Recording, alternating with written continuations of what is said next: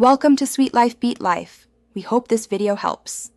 You begin by confirming prerequisites: firmware v3, X, microscope head-mounted, and the objective chosen. Power on the base, controller, then the PC in that order. Wait for the LED to go solid green so communications initialize. Once done, open the Vivo X200 Pro software and connect to the instrument via the designated COM or network port. Make sure the stage homing completes. If it does not home, stop and check cable seating before proceeding to sample mounting. Place your sample on the stage and secure it with the clamps, orienting the region of interest toward the objective. This reduces repositioning later.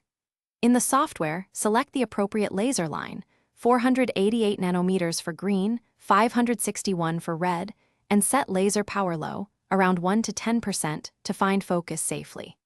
Then define the ROI, set your Z-stack top and bottom limits, and choose exposure time and binning. These settings balance signal, speed, and photo bleaching, so start conservative and increase as needed.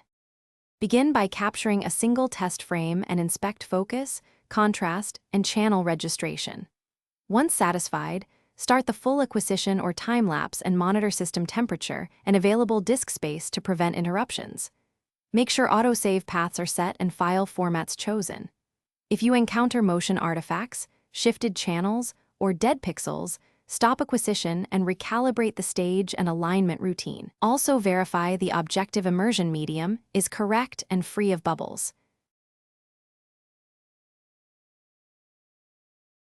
Thanks for watching. Consider subscribing if we helped you.